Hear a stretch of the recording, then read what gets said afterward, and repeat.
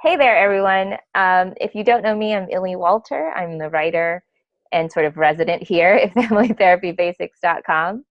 And today I'm excited to have for our chat in this blog post the guest Jessica Prater. And she is an organizational psychologist and she works for herself at J. Prater Consulting. Jessica, welcome. Please introduce yourself. Hi, Illy. Yes, I am an industrial organizational psychological practitioner out of the Middle Tennessee area. I have spent the last 9 years working with corporate business, and last year I transitioned to doing a consulting business that focuses primarily on solopreneurs, small to mid-sized businesses. So I'm glad to be with you guys here today. Thanks so much. And today, Jessica is going to be sharing with us the top 3 ways, in her opinion, that knowing your strengths can help prevent burnout. So take it away, Jessica. All right, excellent. So the first one that I think about when you are aware of your strengths, it helps you work through when you're having to stretch. So if you know what your strengths inherently are and you're doing something that is not within your strengths, then you know ahead of time, okay, this is not going to be something that I'm good at. It's going to potentially make me stressed out. It's going to lead me more towards burnout. And you can really approach that in a way that you know that this is going to take you outside of your comfort zone. And the second important thing about that, and it kind of goes with the first, is mitigate, mitigate, mitigate. So if you are working outside of your comfort zone, if you're stretching, is there something that you can do to help mitigate those weaknesses? Is there a program that you can use? Is there something that you can automate that maybe can help you shore those weaknesses up? You know, at the end of the day, the thing that I always tell my clients is, are you wanting to work on your weaknesses to make them marginal, or are you wanting to really work on your strengths to make them exceptional?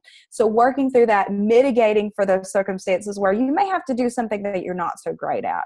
And the third tip that I have for you, ways that actually knowing your strengths can prevent your burnout, is surrounding yourself with people that appreciate you for who you are. Family, friends, coworkers, colleagues, mentors, people that understand your strengths and can really encourage you to really make the best of things and really prevent that burnout because people know you well. Thank you. So for the first one, knowing when you're stretching, what's a great way to sort of comfort yourself while you stretch?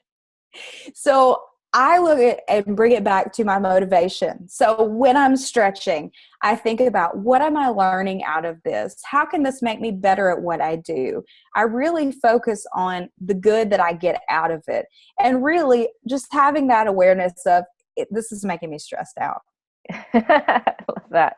And for number 2, which is mitigate, mitigate, mitigate, could you give us a few examples of apps or hacks that you use to sort of mitigate the stress of stretching?